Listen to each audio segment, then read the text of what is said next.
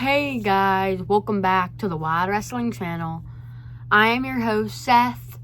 Today, I'm going to be ranking every single match from Clash in Paris in order of worst to best. So let's hop right into the video. Play the intro.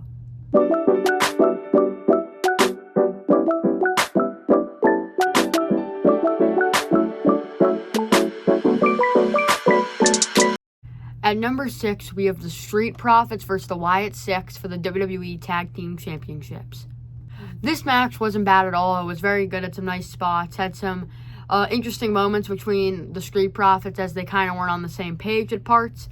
And the Wyatt Six were trying to interfere a little bit, but the Street Profits were one step ahead of them this time. In the end, the Wyatt Six got the win, which I'm not mad about. They still need to go on a good reign here. The Street Profits, plus this might lead into a breakup between them. You never know. And this match was good. It had some good spots. It was a little shorter than some of the other stuff, which was one critique. But I thought it was still a great match. And it's interesting to see where the future goes of this tag division, and especially the Street Profits. At number 5, we have Nikki Bella versus Becky Lynch for the Women's Intercontinental Championship. This match was honestly really good as well. It had a long story building up, and they finally got to collide here. This was a good match too, as it kind of showed Becky's domination, but also that Nikki can still go. And there were some good parts in the match, like towards the end when Nikki was basically just banging Becky off the post and then hit that Bella Buster. But in the end, that sneaky pin that Wade Barrett named the Lynch pin that she always gets was able to get the win. But there were even crazier spots. Nikki Bella hit a manhandle slam at one point. She was hitting Becky from both announce tables, which some people thought was kind of weird, but I don't really mind. And yeah, this match was still really good. I just don't think it was as good as some of the other matches. Becky winning was definitely the right call here, but this was a good women's match on the card. At number 4, we have Big Bronson Reed versus Roman Reigns. I'm going to be honest, some people might think this is kind of a wrong choice. I thought this match was still good, but my only problem is I thought it got a little long. I thought it was kind of a little long just for kind of them beating down each other as Bronson was just kind of beating down Reigns at the beginning. I thought it was kind of long of that, and then they kind of were just doing a lot, and I just thought it kind of got to a point where it was starting to get kind of long. And even with the beat down at the end, I think it kind of added to the length that, we were already, especially because it took Jay so long to come out, and they would just, hit all those tsunamis, and they would come back in a bunch more, I think it was just getting way too long. By the end of it, I feel like they took, the first, 40 minutes of the show just doing it.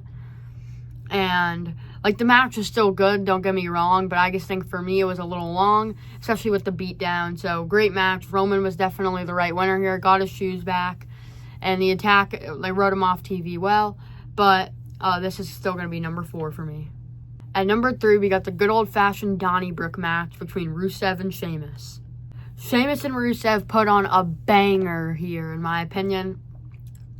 This was awesome of them going all around ringside, all throughout the arena, just tearing each other apart with weapons that you would find in your normal bar. There were some crazy spots here, like all those 10 beats of the battering, the Uranagi through the bar, the white noise off the barrels through the tables. There was a lot to unpack here, and it was awesome.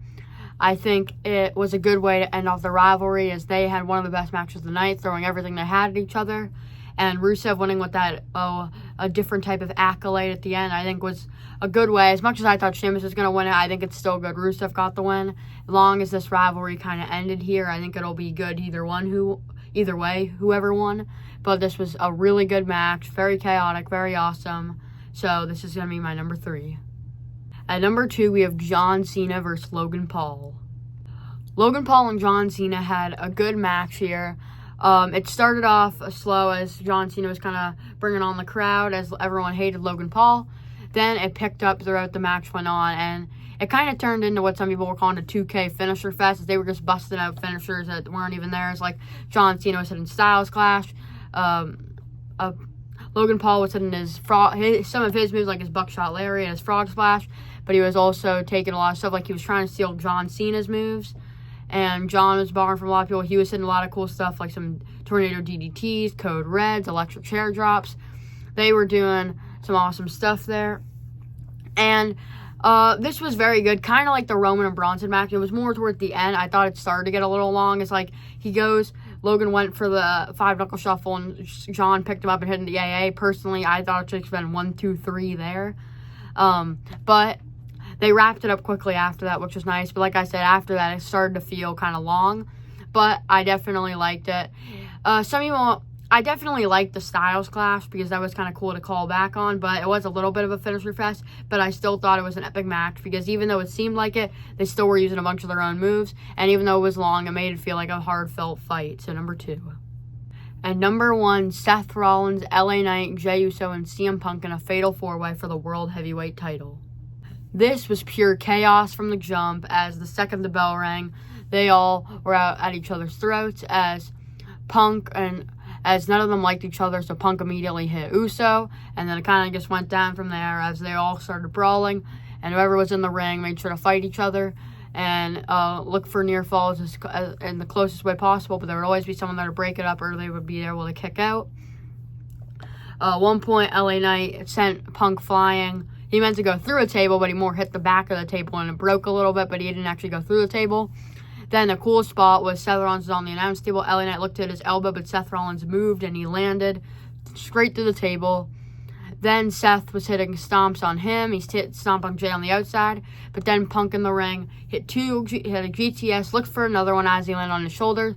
But a mystery person low-blowed Punk, who turned out to be Becky Lynch, who now is part of the Vision, and helped her husband with one stomp on the steel chair, helped her hot husband retain his WWE World Heavyweight title in an epic match. So that was such a cool twist to end this off. And this was really chaotic and exactly as cool as we wanted to. And it keeps building that rivalry between Punk and Rollins. So this is the number 1 match of the night. Thank you guys so much for watching. Make sure to like and subscribe. Comment down below if you enjoyed this video. And turn on that bell so you get notified whenever I upload a brand new video. And I'll see you guys in the next one. Bye, guys.